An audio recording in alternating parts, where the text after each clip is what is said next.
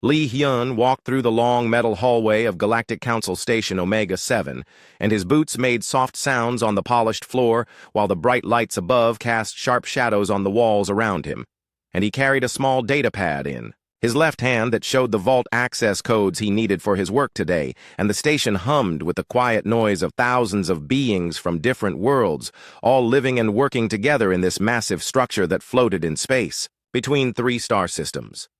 The restricted vault waited at the end of the corridor behind thick doors that could stop a warship blast, and Hyun pressed his palm against the scanner while the machine checked his identity and clearance level before. The heavy doors slid open with a deep mechanical sound that echoed through the empty hallway, and he stepped inside the vault where ancient artifacts from dead civilizations filled the shelves and display cases like a museum of forgotten horrors. Ambassador Park Yuna had sent him here to catalog new items that arrived last week from an archaeological dig on the planet Koreth Prime, and she told him to be careful because some of these artifacts still held unknown power even after thousands of years. And Hyun knew she worried about him spending so much time alone with dangerous relics, but his job as a xenoarchaeologist meant he had to study these things so humanity could understand the galaxy better. Dr. Kim Tae walked into the vault behind him carrying a scanner device, and he nodded at Hyun before setting up his equipment near the entrance, and Kim always came with him on vault visits because his xenobiology knowledge helped identify which artifacts might be alive or contain living organisms, and the two men had worked together for 3 years since joining the Galactic Council research team. The vault stretched far back into the station, with rows of shelves that held items from civilizations that died before humans even learned to make fire, and some artifacts glowed with their own light, while others seemed to absorb all brightness around them. And Hyun felt the familiar chill he always experienced when surrounded by so much ancient power, and Mystery Council Chairman Nexith appeared in the doorway, and his tall crystalline body caught the vault lights and threw rainbow patterns on the walls while he spoke in his careful, precise voice that always sounded like music played through broken glass. And he told them to work quickly because the vault would need to be sealed again in 2 hours. For the weekly security scan, Hyun walked deeper into the vault past cases filled with crystal skulls and metal devices that hummed with unknown energy and floating orbs that moved in slow circles around invisible centers, and he stopped when he reached the newest arrivals section where 23 items sat on a long table waiting for classification and study. The first item was a simple metal box that felt warm to touch, and when Hyun opened it, he found 3 small stones that changed color every few seconds, and he made notes on his datapad about their size and weight before moving to the next artifact, which looked like a weapon but had no obvious trigger or power source. Kim called out from across the room that his scanner detected high energy readings from something near the back wall, and Hyun looked up to see him standing in front of a large display case that had been covered with a black cloth, and warning signs in 12 different languages hung around it like decorations at a funeral. Hyun walked over to where Kim stood and pulled back the cloth to reveal what lay underneath, and both men stepped back when they saw the armor that filled the display case like a sleeping monster waiting to wake up, and the suit was made of some dark material that seemed to eat light, while red lines ran across its surface like blood vessels under black skin.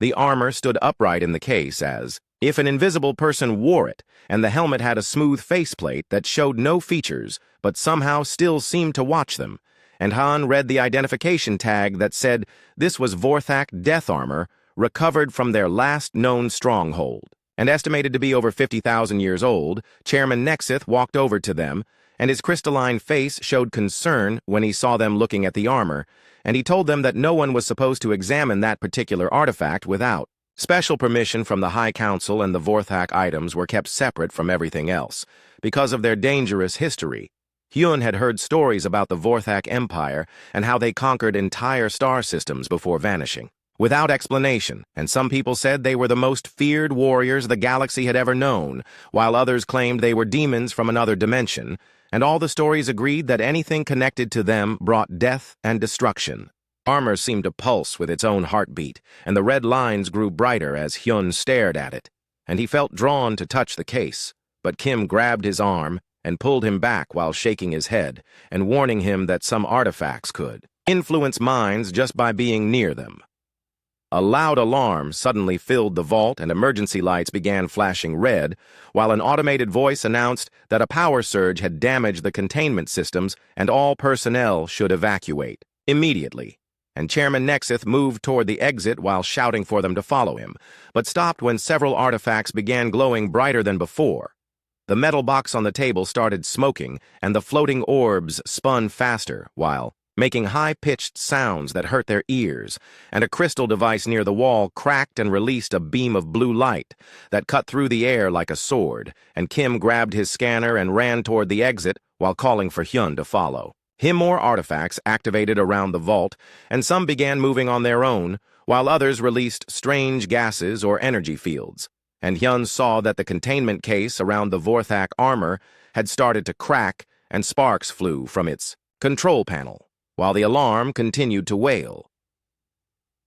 Chairman Nexith reached the vault entrance, but the heavy doors began closing automatically as part of the emergency lockdown, and he tried to stop them, but his crystalline hands could not grip the smooth metal surfaces, and the gap grew smaller while he called for them to hurry. Kim reached the doors just as they sealed shut, and he pounded on them while shouting that they were trapped inside with dozens of active artifacts, and some were already showing signs of dangerous instability, and Hyun knew they had only minutes before something exploded or released deadly energy. The Vorthak armor case finally cracked open with a sound like breaking glass, and the armor fell forward onto the vault floor, while red light poured from its surface and filled the room with an eerie glow, and Hyun felt power radiating from it like heat from a fire, and somehow he knew this armor was different from every other artifact in the vault. More cases began. Failing and dangerous items scattered across the floor, while energy beams cut through the air and poisonous smoke filled the room, and Kim collapsed near the door while holding his throat and gasping for air, and Hyun realized they would both die. Unless someone could control the chaos, the Vorthak armor lay just a few steps away, and its red lines pulsed faster like an excited heartbeat, and Hyun felt it calling to him somehow, and he knew wearing it was probably suicide, but staying here meant certain death for both of them and maybe everyone on the station if these artifacts broke free. He ran to the armor and picked up the chest piece, while his hands trembled and the metal felt warm and alive under his fingers, and he could hear Kim choking behind him, while more artifacts activated and the vault filled with deadly energy, and Hyun made his choice and pulled the armor over his head. The moment the helmet touched his skull, the world exploded into red light and pain shot through every nerve, while ancient voices whispered in his mind and power flowed through his body like molten metal in his veins, and he felt his consciousness merge with something vast and terrible and old beyond imagination. When the red light faded, Hyun stood in the center of the vault wearing the complete Vorthak death armor, and every dangerous artifact had gone silent and dark, and Kim lay unconscious by the door but still breathing, and the emergency alarms had stopped, and only the soft hum of the station remained. Hyun looked at his hands and saw them covered in black metal with red lines that pulsed with his heartbeat, and he felt stronger than ever before, but also different somehow. And when he tried to remove the helmet, it would not come off, and he realized the armor had bonded with his body and mind. His reflection in a broken crystal showed eyes that glowed red like stars, and he knew that putting on this armor had changed everything, and soon the entire galaxy would learn that a human now wore the most feared weapon in known history. 24 hours had passed since Lee Hyun bonded with the Vorthak death armor, and he sat in the medical bay while Dr. Kang Minji ran her 5th scan of the day, and her equipment showed readings that made no sense according to everything science knew about human biology, and the armor had changed him in ways that frightened everyone who saw the test results.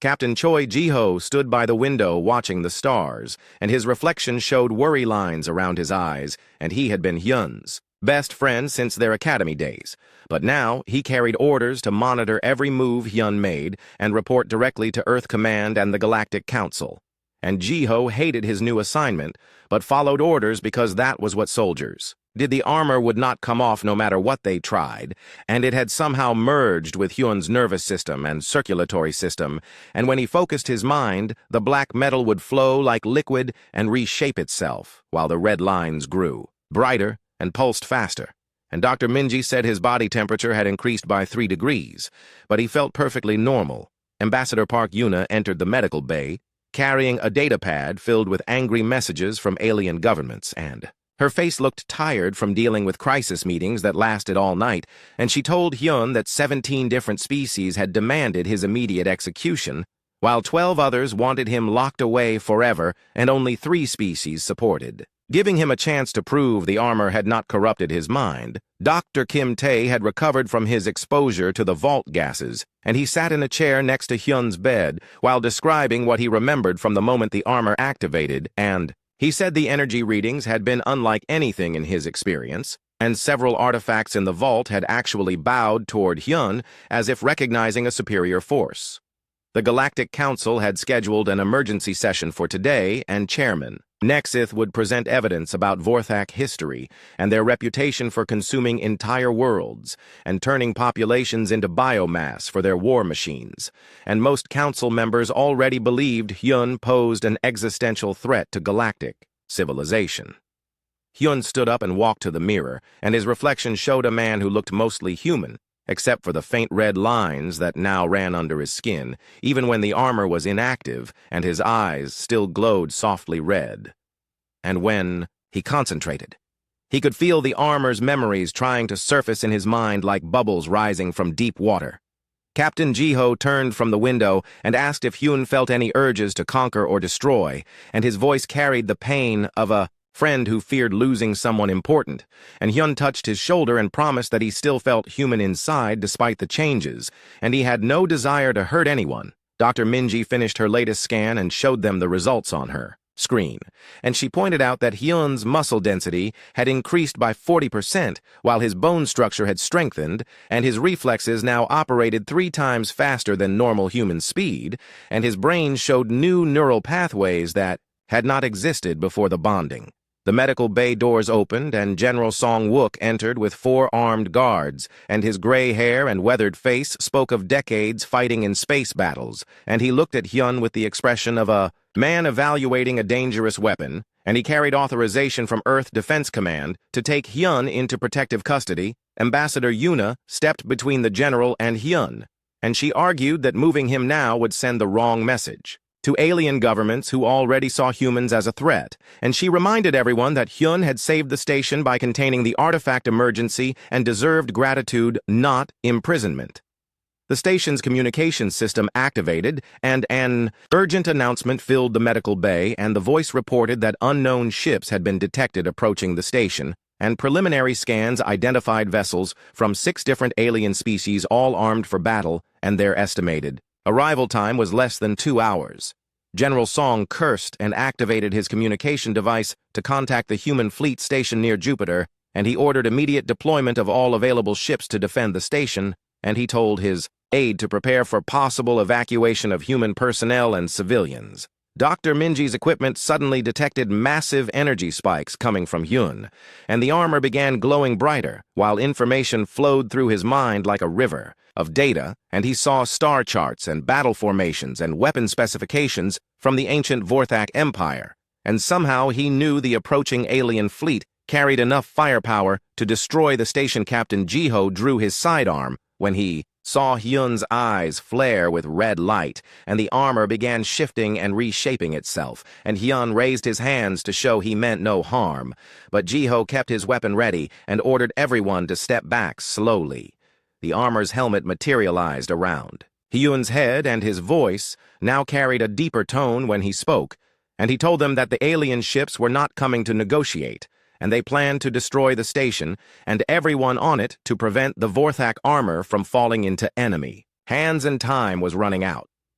Ambassador Yuna accessed the station's sensors and confirmed that the approaching fleet had powered their weapons and raised shields, and their formation suggested an attack pattern designed to overwhelm defenses quickly, and she realized diplomacy would not save them this time.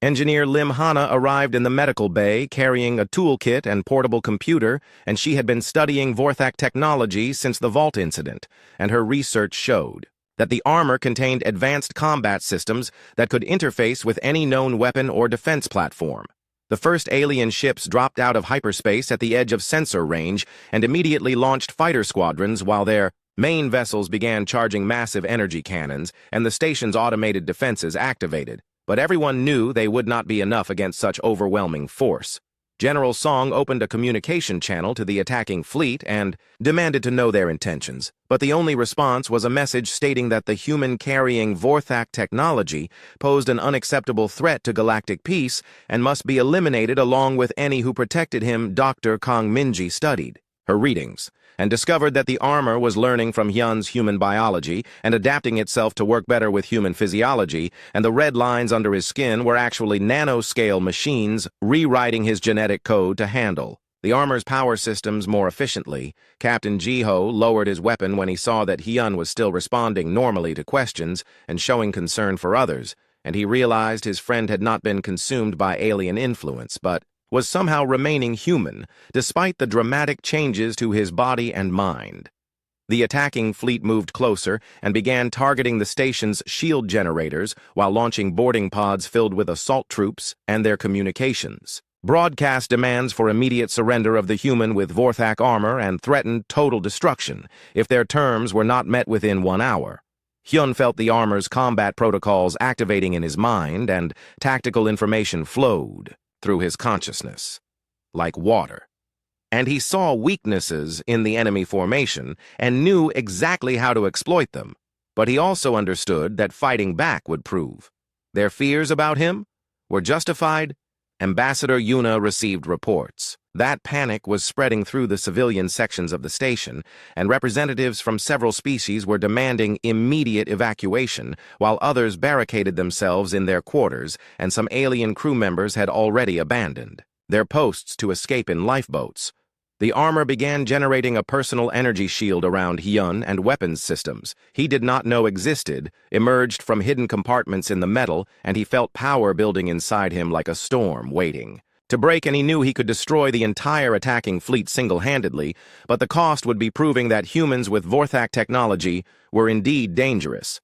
Engineer Hana connected her computer to the station's systems and discovered that dormant Vorthak technology throughout the galaxy had begun responding to energy signatures from Hyun's armor, and ancient weapons and ships that had been dead for millennia were showing signs of reactivation. General Song made the decision to fight, and he ordered all human personnel to battle stations while requesting immediate support from Earth Defense Command, and he looked at Hyun and asked if the armor could help defend the station without proving their enemies right about the danger.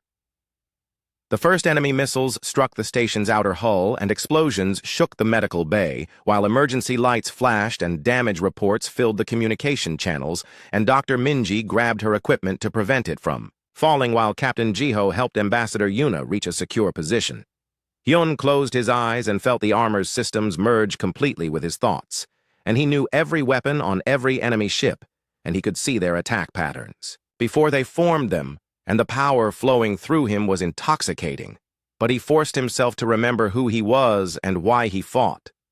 The armor's helmet retracted, and Hyun looked at his friends with human eyes that still glowed red, and he told them he would protect the station and everyone on it, but he needed them to trust him and remember that underneath all the alien technology, he was still the same person they had always known. 1 week had passed since the first attack, and now the largest alien fleet in recorded history surrounded Galactic Council Station Omega-7 like a metal storm cloud, and ships from 18 different species had joined together with the single purpose of destroying Lee Hyun before he could become what their ancient records warned them the Vorthak had been, and their combined firepower could reduce planets to dust. General Song Wook stood in the command center watching tactical displays that showed enemy positions, and his weathered face remained calm despite knowing they faced impossible odds. And behind him, Engineer Lim Hana worked frantically at multiple computer terminals trying to understand Vorthak technology, while the sound of her typing mixed with urgent voices and alarm signals.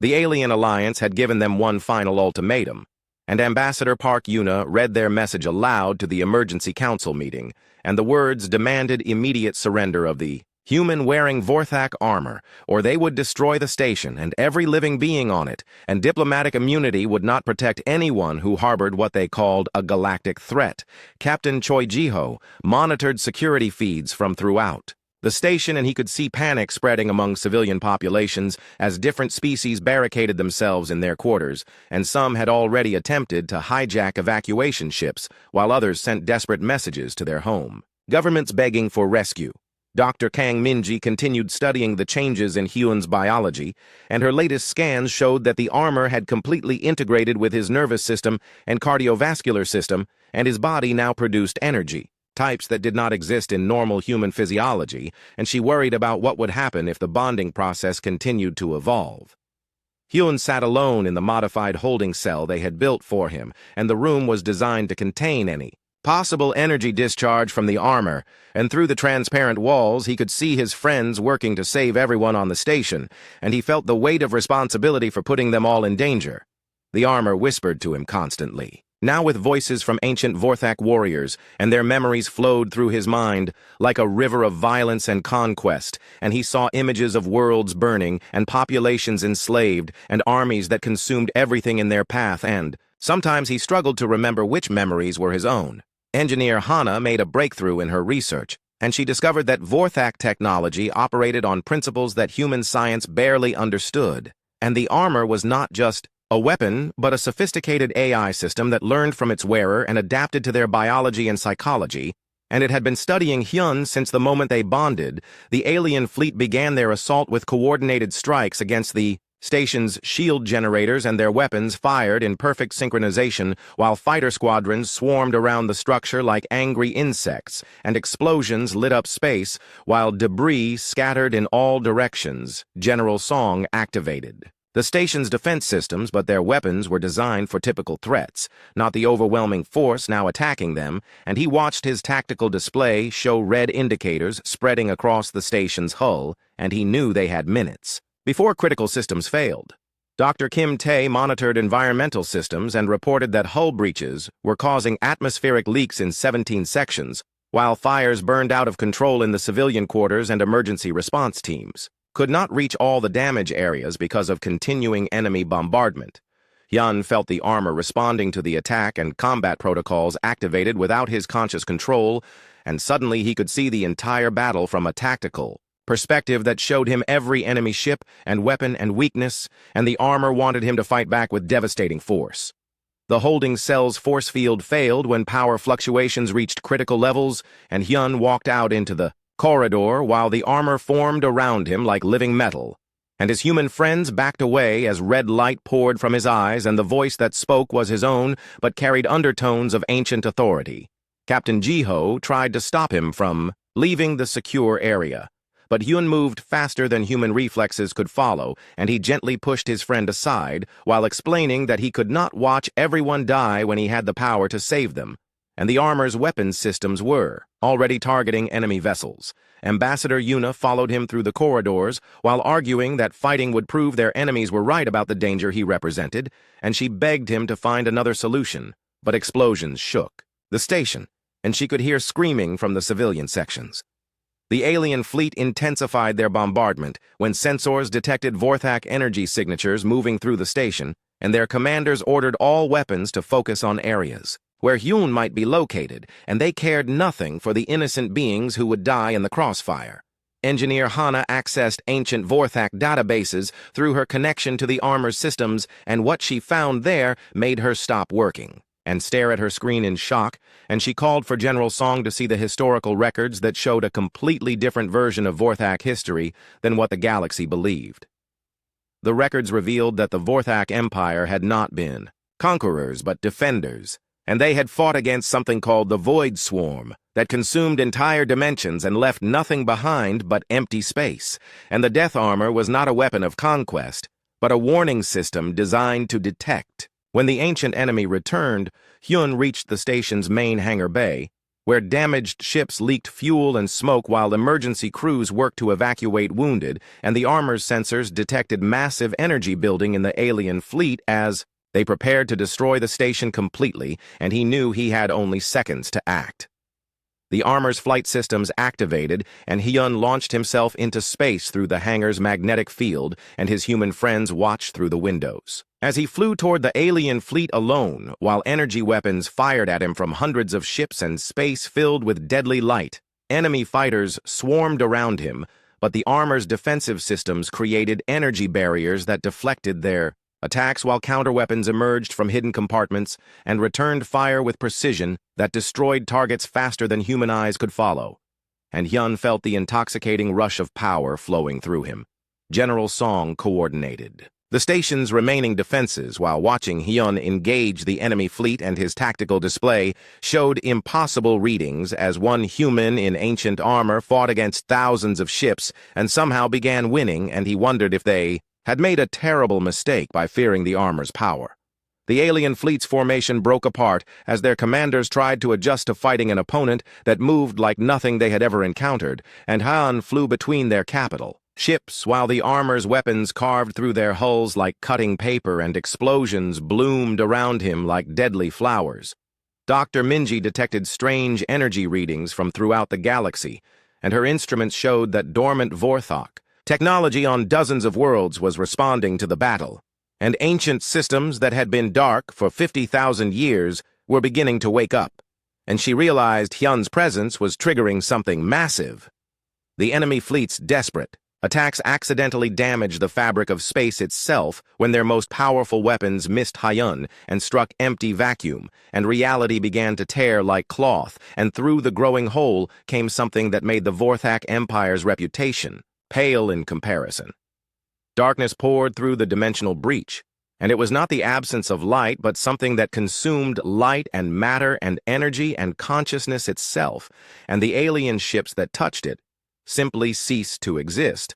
Without explosion or debris, and terror filled every mind that witnessed the arrival of the void. Swarm Hyun felt the armor's memories surge through him, and he finally understood what the Vorthak had really faced, and why they had been so feared, and why the death armor existed, and the ancient voices in his mind spoke with desperate urgency about sealing the breach before the swarm could establish a foothold in this dimension. The alien fleet forgot about destroying Hyun and turned their weapons toward the growing darkness, but their energy beams simply vanished when they touched the void entities, and ships began disappearing as the swarm spread outward like a cancer consuming everything in its path.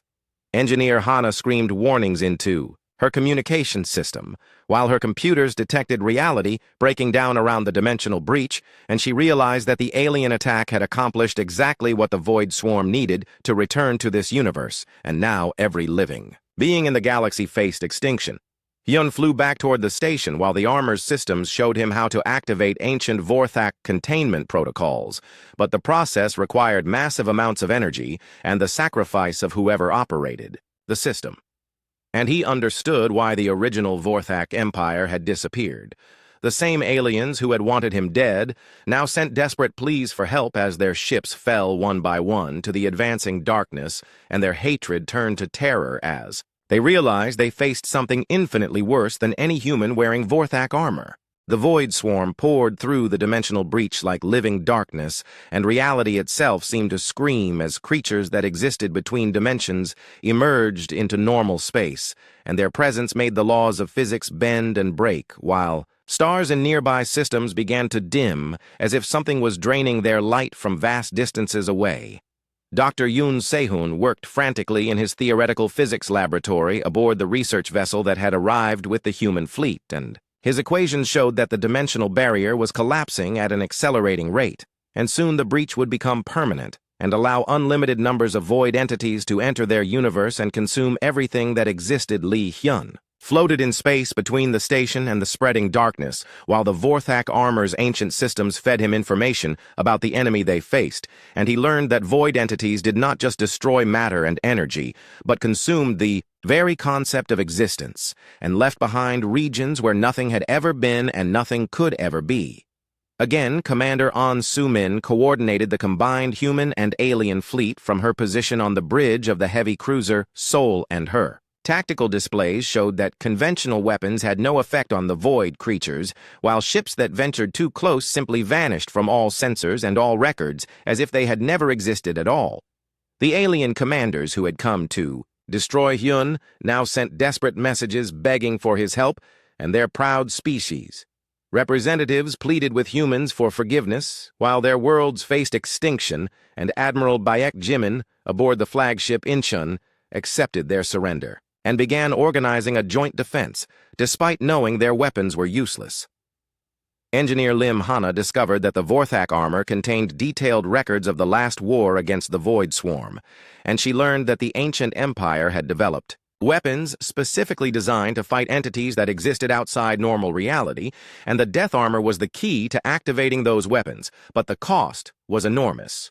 The Void creatures began to take shape as they adapted to three-dimensional space, and they appeared as shifting masses of absolute darkness that moved with impossible speed and consumed entire ships in seconds, while growing larger and more complex with each act of destruction, and Hyun could feel their alien hunger pressing against his mind. Like ice, Dr. Kong Minji monitored the changes in Hyun's biology from her mobile laboratory, and she discovered that exposure to void entities was causing new adaptations in his body, and the armor was evolving to protect him from their reality-destroying effects, and she wondered if humans possessed some natural resistance to dimensional predators. Captain Choi Jiho led a team of human volunteers who had agreed to interface with lesser Vorthak technologies that Engineer Hana had activated throughout the fleet, and the ancient devices responded to human neural patterns in ways they never had with other species, and somehow humans could control Vorthak systems without losing their sanity. The station's civilian population huddled in emergency shelters while reality fluctuated around them, and some people began to fade at the edges as if they were becoming less real. And Dr. Kim Tae worked desperately to understand how the void entities affected living beings and why some people seemed more resistant than others. Ambassador Park Yuna established communication with the Galactic Council's emergency session, and she explained the true history of the Vorthak Empire and their role as guardians against dimensional threats, and slowly, the galaxy's leaders began to understand that they had been fighting the wrong enemy, while the real danger grew stronger. General Song Wook studied the tactical situation and realized that traditional military strategy was useless against an enemy that could erase cause and effect itself, and he watched his fleet's formation dissolve as ships tried to maintain position in space where geometry no longer worked properly.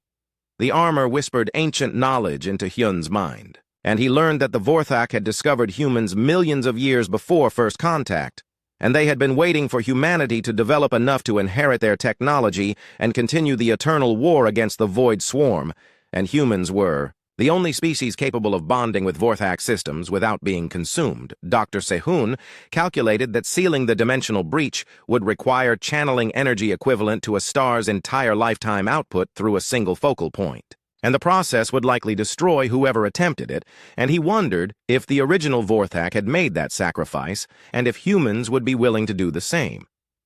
The void entities began to communicate with each other through means that bypassed normal space and time, and their coordination improved as more creatures emerged from the breach, and they started targeting specific systems that would maximize the damage to reality's foundation.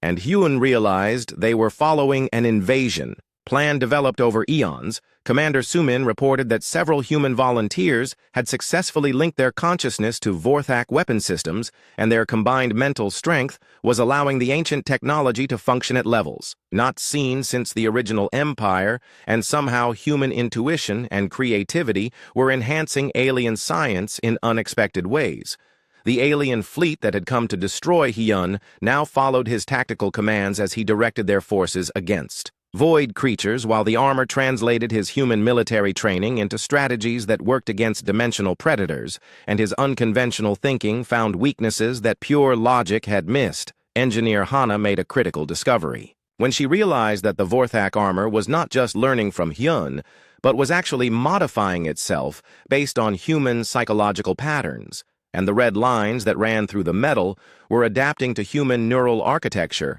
and creating new capabilities that had never existed before. Dr. Minji detected massive changes in Hyun's brain activity, and she found that his consciousness was expanding beyond normal human limits while still maintaining his essential humanity, and the armor was using human empathy and emotional intelligence to enhance its tactical systems in ways the original designers had never imagined. The Void Swarm's advance slowed when it encountered resistance from the modified Vorthak weapons, but the creatures began to adapt and evolve countermeasures, and Hyun knew they were only buying time before the enemy found ways to overcome even ancient defenses, and the real battle was just beginning. Captain Jiho coordinated teams of human technicians who were working throughout the fleet to activate dormant Vorthak systems, and their success rate was unprecedented, because human minds could interface with the alien technology without being overwhelmed by its complexity, and somehow the armor was teaching them how to think like Vorthak warriors. The dimensional breach continued to expand, despite their efforts, and Dr. Sehun's calculations showed that they had perhaps hours before the damage became irreversible, and the Void Swarm could establish permanent access to their universe and begin the process of consuming entire galaxies. Admiral Baek Jimin made the decision to sacrifice her flagship in a desperate attempt to collapse the breach, and she ordered all crew to evacuate while preparing to ram the massive vessel directly into the dimensional tear. But Hyun stopped her when the armor revealed there was another way. The ancient Vorthak protocols required multiple consciousness to share the burden of sealing dimensional breaches, and the death armor had been designed to link with other humans wearing lesser versions of the technology, and together they could generate enough power to close the breach without any single person dying. Engineer Hana worked with unprecedented speed to modify existing Vorthak devices into interface suits that human volunteers could wear, and her modifications allowed multiple people to share the mental and physical stress of operating reality-altering technology, and she realized that humanity's greatest strength was their ability to work together. Dr. Kang Minji monitored the volunteers as they donned the modified Vorthak interfaces, and she watched their neural patterns synchronize with Hyun's enhanced brain activity, and somehow their combined consciousness created something greater than the sum of its parts while maintaining each person's individual humanity.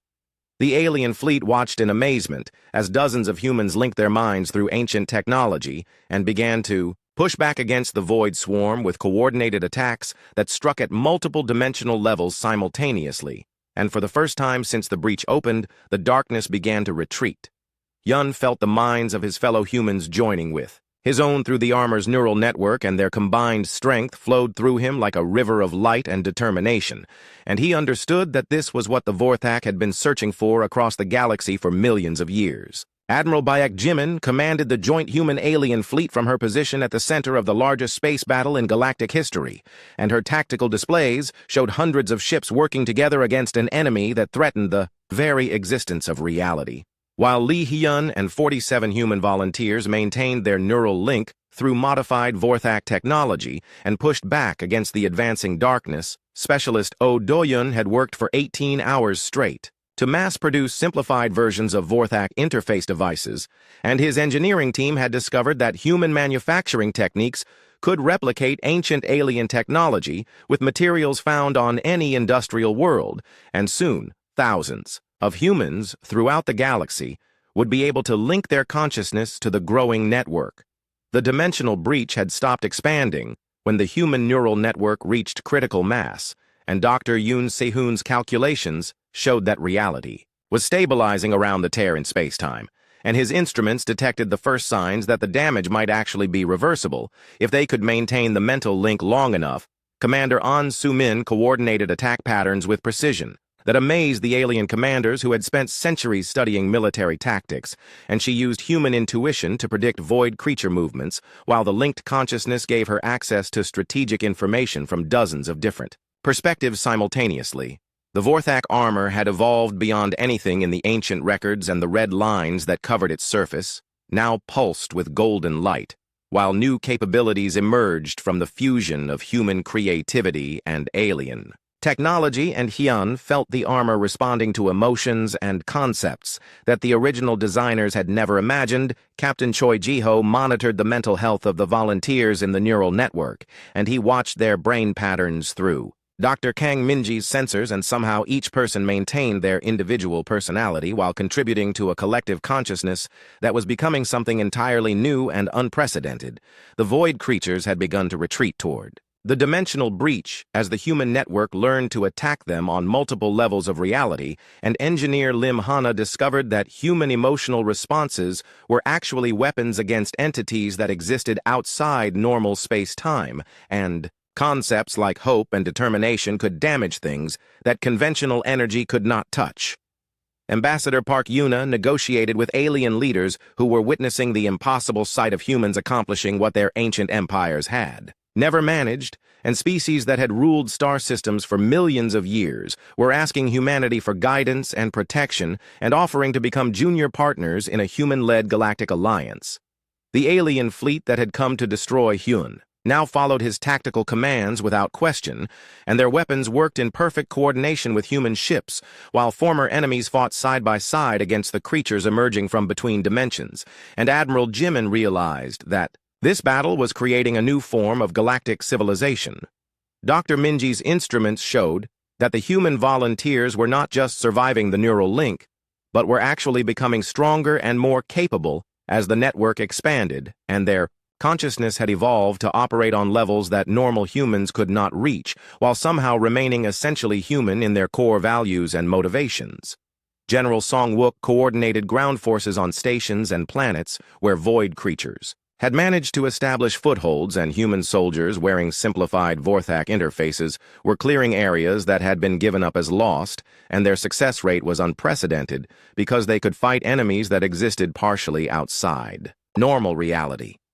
The dimensional breach began to contract as the human network focused their combined will on sealing the tear in space-time, and Hyun felt the minds of thousands of volunteers joining the link as more interface devices came online. Throughout human space, and their shared determination created a force that pushed against the fundamental structure of the universe.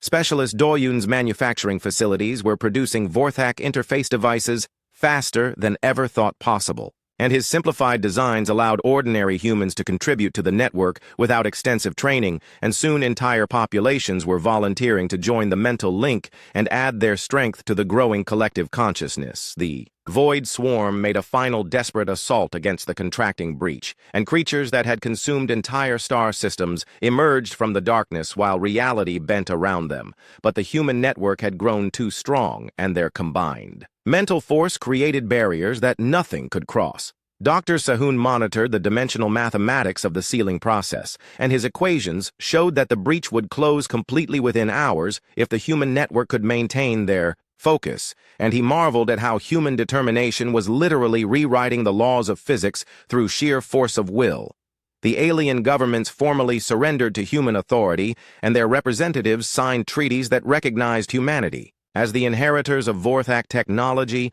and the rightful guardians of galactic civilization, and species that had never acknowledged equals now begged to serve under human leadership. Captain Jiho coordinated the final assault on the remaining void creatures, and he watched human volunteers working with alien soldiers to clear the last infected areas, while their Vorthak interfaces allowed them to perceive and fight enemies that existed in multiple dimensions. Simultaneously, Engineer Hana discovered that the armor had been recording everything and storing the information in databases that would preserve human knowledge and experience for future generations, and she realized that this battle was creating a legacy that would guide galactic civilization for millions of years. The dimensional breach collapsed in on itself with a sound like reality, sighing in relief, and the last void creatures were cut off from their home dimension and quickly destroyed by the combined fleet, while space-time stabilized and returned to normal, and the immediate threat was ended.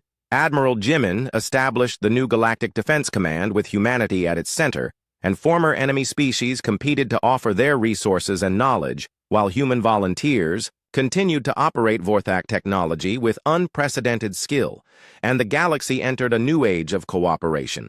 Hyun stood in the command center of the flagship and felt the neural network gradually reducing as the crisis passed, but thousands of humans remained linked by choice, and their collective consciousness had become a permanent part of galactic civilization, and he knew that humanity had found its true purpose among the stars. The Vorthak armor had completely transformed, and its golden lines pulsed with warm light while new systems continued to emerge from the fusion of human intuition and ancient technology, and Hyun realized that he was no longer just wearing the armor but had become something new that combined the Best aspects of both species. Dr. Minji's final medical report showed that every human who had joined the neural network had been permanently enhanced, and their mental capabilities now operated on levels that approached the original Vorthak, while their emotional intelligence and creativity remained purely human, and she wondered what humanity would become in the centuries ahead.